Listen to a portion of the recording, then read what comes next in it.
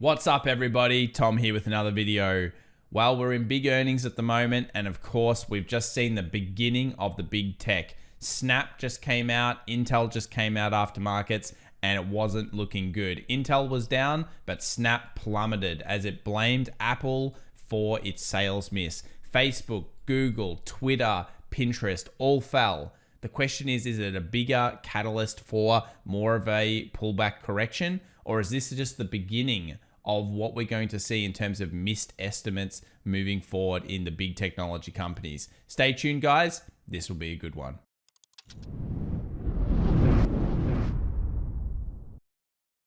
All right, everybody. Well, this begins our market recap for the markets closed 21st of October 2021. And remember, if you're interested in markets around the world, especially the US market, this is the channel for you. Please click that subscribe button if you enjoy our content. And of course, smash the thumbs up if you do enjoy the video and find value from it. Let's talk about the S&P 500 heat map here. So this is basically the large companies. We had some good runs, Nvidia running well, Tesla rebounding after the earnings hit basically, or a slight beat. And this is very testament to what's happened. We've seen the buy the rumor, sell the fact into the event just on that kind of couple of days before. And then retail likes what they see. A lot of people like the result overall and they start buying back up. Similar to exactly what happened in the previous earnings session. PayPal down 5.86%, doesn't like, or the market doesn't like the Pinterest news. And Intel was up and AMD was up even more. And then what happened is Intel went straight back down and AMD went straight back up after hours. So this is just more in the war between those two companies from the perspective of which one is beating out. So Intel kind of did well in certain areas, such as their data center, but generally they missed their outlook. And of course, when a stock misses outlook, especially a tech stock, it is going to get beaten down. Similar to Snap, if you miss outlook, it's not looking so good. And I think Snap should probably be a bit of a warning sign for certain people that are in stocks on what to expect when technology misses, if it's a growth stock or a hyper growth stock. In general, a miss is going to knock around 20 to 25% off a hyper growth stock. That's how much price is packed in to that compounding on compounding on compounding idea of growth. So just remember that and keep that in the back of your mind, because when Wall Street invest, their biggest concern is always risk-adjusted returns. That's what they want to be looking at. So the day in repeat, what happened here was we actually had buying into the close. We had the NASDAQ up 0.66%, S&P 500 up 0.3%, and the Dow basically coming in flat. And that was kind of held back a little bit by certain sectors. Which sectors were holding it back? Energy for the Dow, financials not doing so well, while we did have consumer discretionary, biotech, healthcare, and a little bit of technology doing better. Now, this was all reversed, and it becomes at a very important time. But before we get into the technical analysis, we do cover a bit of crypto on this channel, and I want to talk about a situation here. And that is that the Binance, Bitcoin exchange, and a few others, I believe, experienced a flash crash. Now, it's not a real flash crash in terms of it's a liquidity feed or bug, but I'll be very interested to see how they deal with this situation. I've been part of a few of these over the years. They do happen semi-regularly, once every couple of years, really, you see this type of thing occur. And I'll be interested to see how they deal with this problem. So we'll probably continue covering this story. We'll have a look at the chart and what it showed up as in terms of a spike. It's not really what happened to price. It's more of a fake liquidity feed or a price coming through that's incorrect. That creates this spike, and it wasn't across the board. Remember, did BTC really crash to 8,200? No, it was more what was provided from that particular liquidity entity. Now, let's talk about VIX and talk about the volatility in the markets right now, coming right back down. Volatility suddenly dropped to 15. I'd expect the VIX to come out of the gates tomorrow with some bullishness. So basically, the VIX hit 15. We talk about the VIX when it hits 15 for now. And in general, you'll expect during a normal bullish market, the VIX to be between that 10 and 12 level. Because we're coming off a pandemic year, a crash market, we expect this to be the area where the market kind of finds that little bit of increased volatility. And if we're seeing a little bit too much FOMO, a little too much bullish intentions, those types of things, we pay attention to the VIX here. The bears come out and they start to say, well, you know, is there a reason why I might be able to place a quick, fast short or something like that, because this is the zone where a lot of people are targeting at this stage. Let's move over to the US 10-year, because this is the other elephant in the room in terms of we've seen the market being bullish, which is great. And don't get me wrong, I agree with the price action and everything that's happening there, but it hasn't pulled back now in, I think, 7 days. It's kind of statistically unlikely that it does that type of thing. And we have the 10-year going up day on day on day. Now, we've pretty much shown that the initial reaction to 10-year, or the US 10-year this is, and yields usually causes a pullback in the NASDAQ, at least just a temporary one. So I think the market's become a little bit accustomed to this. If this continues to go, it just hit 1.7. If this continues to go to 1.75 and then it keeps going up, of course, this will most likely cause the QQQ, the NASDAQ, to come down a little bit, as they're kind of correlated together, at least initially, and it's being ignored by the market. So it's one of those things in plain sight that could be used as an excuse if it wasn't for the fact that we just had bad earnings on Snap and Intel. So what happened across the market? Well, we'll talk about Tesla first, then we'll go into Apple, then we'll go into our thoughts on Snap and our thoughts on, of course, S&P 500 and NASDAQ themselves. Tesla out of the gates, very strong for the session. It's only down 0.35% in the post-market. That's still very good considering what happened to the NASDAQ overall. And it looks like Tesla's getting ready for its seasonal strength to continue here into November. Will we get 1,000 by the end of November? Guys in the chat, let me know. What do you think? Is Tesla going to break an all-time high through the Friday session and then just continuously ramp? Or are we going to see a little bit of a pullback first? Let's take a look at the weekly here. We know that Tesla can get on some pretty extreme runs. We've seen it before. Extreme run number 1 over here. And of course, there's plenty in the past. So we get past 900. Figuratively, the next big stop is 1,000. Of course, just under 1,000 is probably where there will be some sellers and people will get into it. We've got a big trend line for the longer term investor that might be something that you look at in the future. And it's looking overall bullish. We've been bullish the chart now for a while, and I think for good reason. Another thing we'll want to watch in the open interest from the option side is, look, someone continues to be bearish on this stock, and that's a good thing, I think, for the bulls. When everyone's placing bearish positions, stocks tend not to actually drop as much as you think.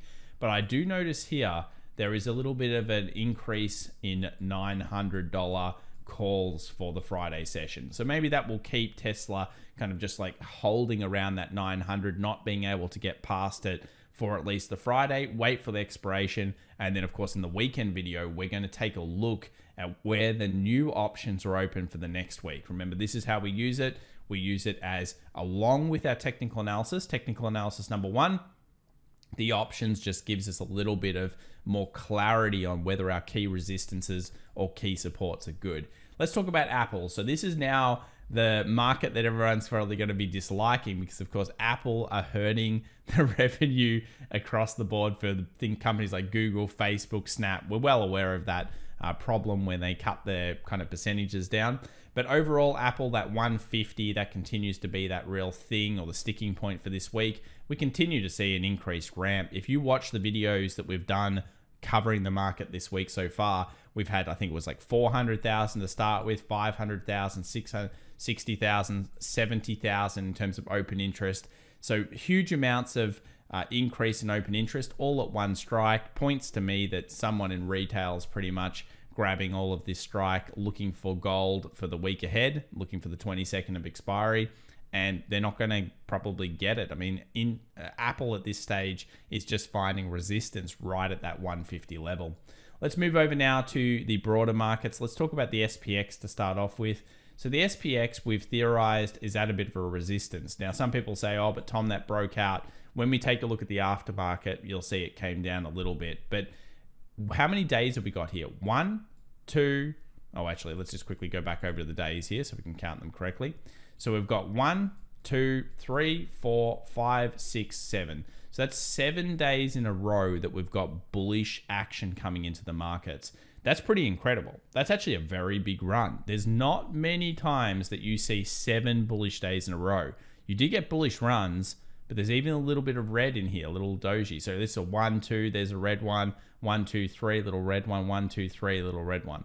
So it is overdue a small pullback. Now, I would love it to go back to the 44.60 here, or maybe even the 44.20. These two zones make a lot of sense.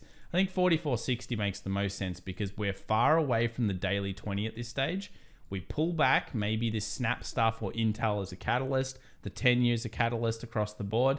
We get back into the 44.60, and then of course we continue into the earnings period should we continue to hit. And next week on the videos, what we'll do is we'll start to bring in beats and misses, a very important statistic that people often overlook during the earnings season. We want to make sure there's as many companies as possible beating estimates, and if they're not, and we start to see that trend continue, Wall Street will pay attention and you'll see it in the price action.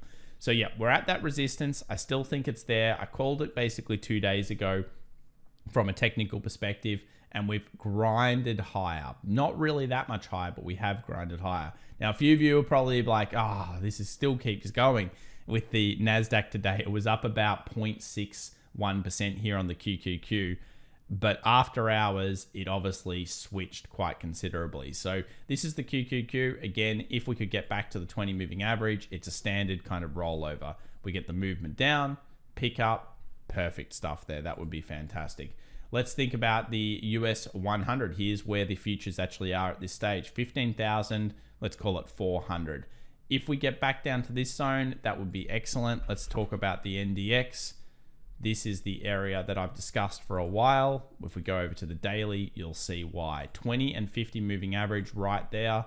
Ideal pullback kind of stages in that 2 steps forward, 1 step back, 2 steps forward, 1 step back style philosophy of a nice bullish movement. And you might think, well, that's not going to happen. It generally will just keep going up. The markets never come down. The markets never pull back, etc., etc. Just remember, in general, they will. Wall Street likes to give a second entry for people around those kind of areas, whether it happens now or it happens in November or it happens whenever it might do it, you will usually get a bit of a pullback to that zone. Wall Street loves to grab it again. And it's one of the traps, it's one of the common concepts that you see in markets. If you go back through the years and you do your chart studies, you will see this is what ends up occurring. Let's hope we get a little bit of resistance here. Small pullback in the markets would be fine, and then if we see that, we can then move ahead with hopefully some bullishness into the earnings season. So the only caveat to that, what about earnings themselves? Will we continue to see guidance being so bad? Snap came out here post-market, you'll notice on the right side, 58.60, very bad, down 21.98%, but it was worse. At one point, it was about 52 and a bit, so it was down here at one point. Some people were buying the dip after markets in the live stream. I'm sure they were looking at it from the perspective of, well, this is a discount and I like the company. It's getting back into a structural range. I don't blame them for that. But of course, you're basically just saying, okay, I think I'm going to try to buy that dip. Now, in technology companies, they often come back statistically, but some companies don't. If you buy a financial that drops 25% a day, or an energy company that drops 25% of the day, you might want to go really look at the fundamentals because they have a hard time filling the gaps on the up. And in fact, statistically, most of them won't fill. So it's very important that you think about which thing you're buying the dip on, because I think that buy the dip strategy that everyone uses, while it's valid if you buy quality and you buy across the board and obviously have your risk management in place, it's not always valid when you buy the wrong company. And I'm sure a few of you have been burnt by that. If you have a story, let us know in the chat down below as well, and I'll feature it on one of our live streams. Because really with these stories, what you're doing is you're helping educate others, you're helping others, and more importantly, we all have very similar kinds of concepts and things that have happened in the market. The more people that are aware of this, the more that don't make that mistake, and therefore they get to, hopefully keep their money in their pockets and not make poor decisions in the future. So what will happen with Snap? It was a guess really, but in general, these tech companies do like to try to fill the gap. We've seen Pinterest took a long time, and Snap might weaken. There's a chance it might weaken as well into this $50 kind of support area. I love it when they create, of course, structural bases like channels or double bottoms, and then they come back through. Time will tell. We'll find out how much it tries to bounce tomorrow and whether this is the catalyst for further weakness through the NAS. Now, Bitcoin. So it is pulling back. It hit that 67,000 level. It's pulling back now. It's at 60, just under 63. A few people are speculating on a few things. Why is it pulling